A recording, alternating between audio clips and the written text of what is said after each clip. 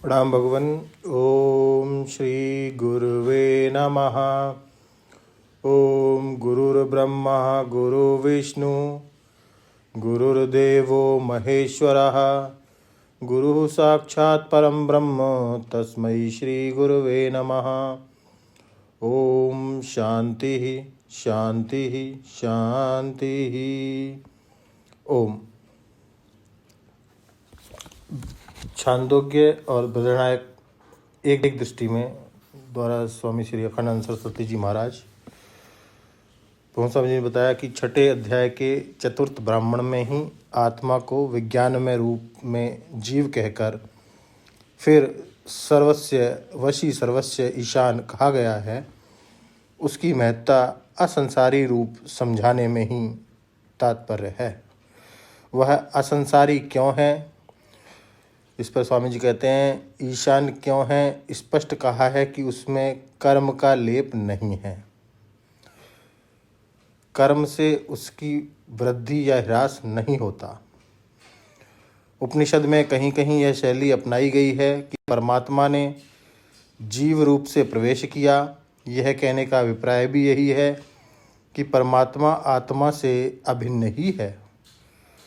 वह अपने द्वारा बनाए गए कार्य देह आदि में जैसे क्षुरधानी में नख से शिखा तक व्याप्त है, वही प्राणन क्रिया करके प्राण होता है।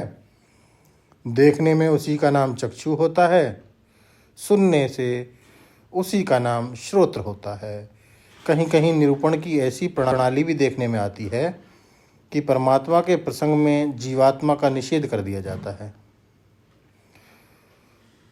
न अन्यो अति अस्ति दृष्टा न अन्य इति अस्ति श्रोता। श्रुति कंठ रव से ही कह रही है कि परमात्मा के सिवा कोई दृष्टा श्रोता नहीं है।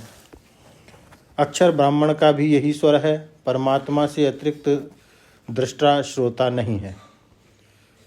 लय प्रतिपादन के द्वारा भी उपनिषद में निर्विशेष ब्रह्म के स्वरूप के अधिगम की प्रक्रिया है। इंद्र इंद्राणी के प्रसंग का वर्णन करके विश्व वैश्वानर का तेजस सूत्रात्मा में और उसका प्राप्त कारणात्माओं में तथा कारण आत्मा की नेति नेति इस निषेध के द्वारा निर्विशेष ब्रह्म रूपता बताई गई है। निश्चय ही यह ब्रह्म न किसी का कार्य है न कारण। यह भी अद्वितीय ब्रह्म के निरूपण की एक विद्या है। दूसरे स्थान पर अशेष विशेषों का निषेध करके निर्विशेष आत्म तत्व का निरूपण किया गया है। वस्तुतः वही सभी वेदांतों का परम तात्पर्य है। अक्षर तत्व का स्वरूप क्या है? ब्रह्मज्ञानी पुरुष इसका सर्वतोमुखी उद्घोष करते हैं। वह न स्थूल है न अणु, हिरस्व, दीर्घ, लोहित भी नहीं है। स्नेह, छाया, तम उसका स्पर्श नहीं करते। न उसमें वायु है न आकाश। वह असंग, अरस एवं अगंध है। नेत्र, श्रोत्र, वाक, मन उसमें नहीं है। तेज, प्राण, मुख और मात्रा की कल्पना भी नहीं है। वह बाह्य अंतर शून्य है। न वह किसी का भोक्ता है और न तो भोग्य है।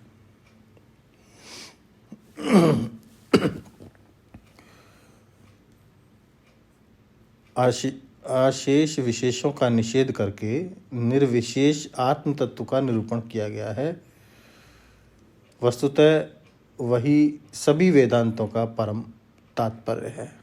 और स्वामी जी ने बताया कि वह न स्थूल है न अणु, ह्रस्व, दीर्घ, लोहित भी नहीं। स्नेह, छाया, तम उसका स्पर्श नहीं करते। न उसमें वायु है न आकाश। वह असंग, अरस एवं अगंध है। नेत्र, श्रोत्र, वाक, मन उसमें नहीं है। तेज, प्राण, मुख और मात्रा की कल्पना भी नहीं है। वह बाह्य अंतर शून्य है, न वह किसी का भोगता है और न तो भोग्य है। अब इसके आगे लेते हैं भगवान अगले सत्संग में। ओम शांति ही शांति ही शांति। प्रणाम भगवान।